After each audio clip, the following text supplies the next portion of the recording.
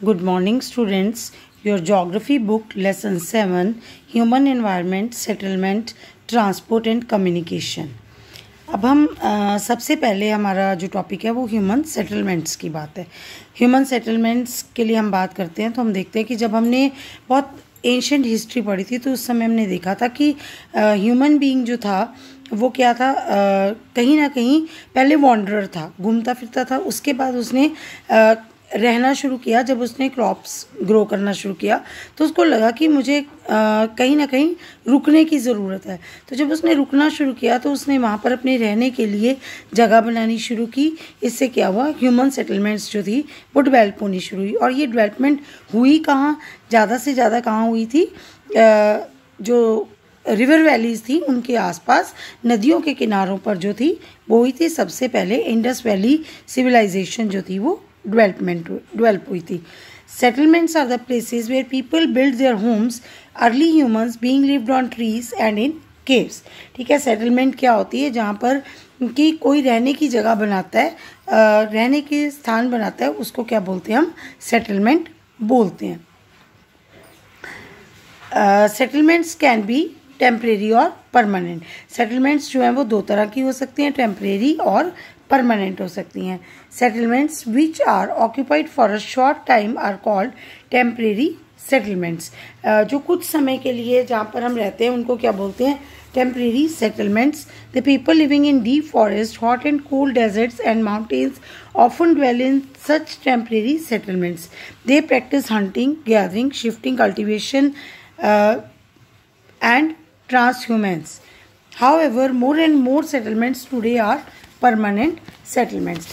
Temporary settlements क्या होती हैं, जहाँ पर कभी कुछ समय के लिए लोग जो होते हैं वो जाते हैं, जैसे हंटिंग गैदरिंग करते हैं, शिफ्टिंग कल्टीवेशन करते हैं, या फिर क्या होता है कि सीजनल मूवमेंट के लिए ट्रांसह्यूमेंस, जहाँ पे सीजनल मूवमेंट होती है, सीजन चेंज के साथ लोग जो है अपनी शिफ्टिंग कर लेते हैं, उसको ट्रांसह्यूमेंस बोलते हैं। और इस वजह से लोग जो है वहाँ पर टेम्परेरी सेटलमेंट्स करते हैं। परंतु आज जो है, आज का अगर हम समय देखें तो यहाँ पर ज़्यादा से ज़्यादा क्या है, हमारी परमानेंट सेटलमेंट्स हैं। एक छोटी सी स्टोरी बताई गई है जिसमें कि मैरी की बर्थडे पार्टी और उसके फ्रेंड्स जो हैं वो वहाँ पर आ रहे हैं। और उसके फ्रेंड्स जो हैं उन्होंने क्या किया है, उनमें से एक फ्रेंड जो है वो वहाँ पर अभी नहीं पहुँच पाया और मैरी चाहती है कि अगर उसका वो फ्रेंड आ जाए तभी वो केक कट करेगी। जब उसका वो फ्रेंड आया तो उसने बताया कि बहुत ज़्यादा ट्रैफिक जाम होने की वजह से वो क्या था, उसको पहुँचने में देर हो गई है। अब जो उसको बताया गया कि ये जो ट्रैफिक जैम्स हैं शहरों में ज़्यादा होते हैं। क्यों होते हैं, क्योंकि लोग जो हैं वो गांवों से आकर, ज़्यादा से ज़्यादा लोग जो हैं वो शहरों में बसना शुरू कर देते हैं। क्यों रहते हैं, क्योंकि वो जॉब्स चाहते हैं, एजुकेशन चाहते हैं, अच्छी हेल्थ फैसिलिटीज़ चाहते हैं। इस वजह से लोग जो हैं गांवों से आकर शहरों में बसना शुरू कर देते हैं और पॉपुलेशन जो है शहरों की बढ़ जाती है, जिस वजह से जो ट्रैफिक जैम्स जो हैं वो शुरू हो जाते हैं। और क्या है कि स्लम एरियाज जो होते हैं वो डेवलप हो जाते हैं, क्योंकि जो लोग मेहनत मजदूरी का काम करने आते हैं वो क्या करते हैं कि जो outer skirts of the cities होते हैं वहाँ पर रहते हैं और वहाँ पर क्या कर लेते हैं, वो अपनी झुग्गी झोपड़ी बनाकर रहते हैं, जिस वजह से क्या है कि उनको बहुत सारी प्रॉब्लम्स आती हैं, जैसे वाटर सप्लाई और शॉर्टेज ऑफ वाटर पावर जो है, वैसे सी बहुत सारी प्रॉब्लम्स जो हैं उनको वो झेलनी पड़ती हैं। उसके बाद आ जाइए to different pictures of the settlement, the rural and the urban settlements.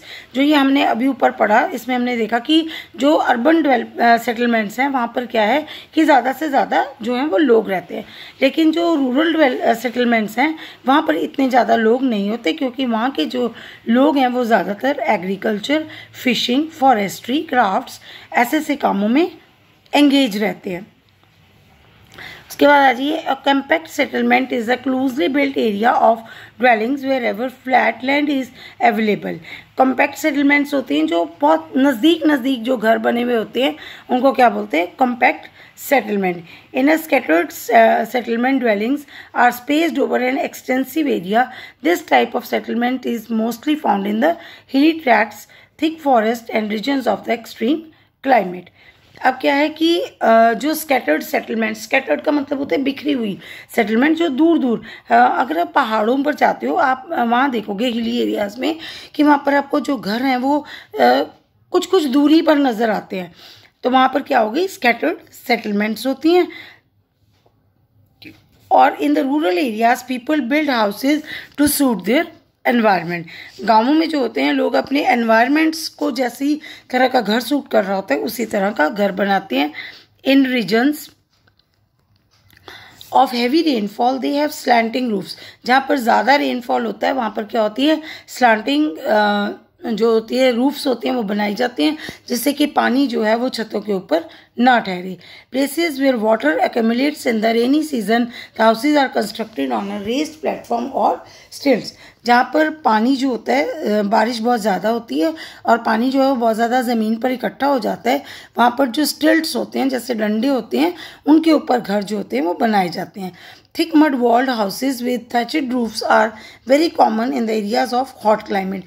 जहाँ पर बहुत ज़्यादा क्लाइमेट हॉट होता है वहाँ पर क्या किया जाता है, जो मोटी दीवारें होती हैं मड से बनी हुई, जिससे क्या है कि गर्मी जो है वो अंदर ना आ सके, ऐसी जो घर जो हैं वो बनाए जाते हैं। Local material like stone, mud, clay, straw etcetera are use to construct houses. जो भी जिस एरिया में घर बनाए जाते हैं वहाँ पर जिस तरह का मटेरियल अवेलेबल होता है और वो मटेरियल उस क्लाइमेट को क्योंकि सूट कर रहा होता है, इस वजह से उसी तरह का मटेरियल लेकर वहाँ पर घर जो हैं वो बनाए जाते हैं। The towns are small and the cities are larger urban settlements। In urban areas, the people are engaged in manufacturing, trading, and services. Next topic is transport. Transport is the means by which people and goods move। Transport क्या होता है, जिससे हम लोगों को या सामान को एक जगह से दूसरी जगह पर लेकर जा सकते हैं, उसको हम ट्रांसपोर्ट कहते हैं। In the early days it took a great deal of time to travel long distances. People had to walk and used animals to carry their goods.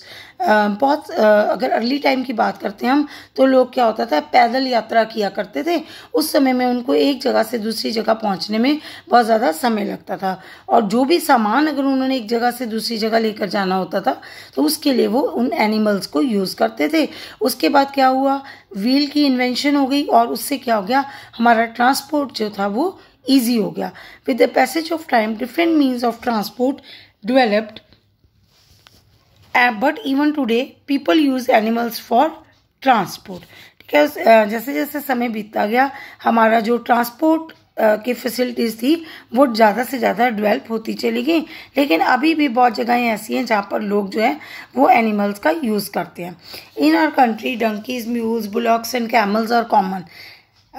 In the Andes mountains of South America ilmas are used as are yaks in Tibet. The early traders from other countries used to take several months to reach India. They took either the sea route or the land route. Aeroplanes have made travel faster.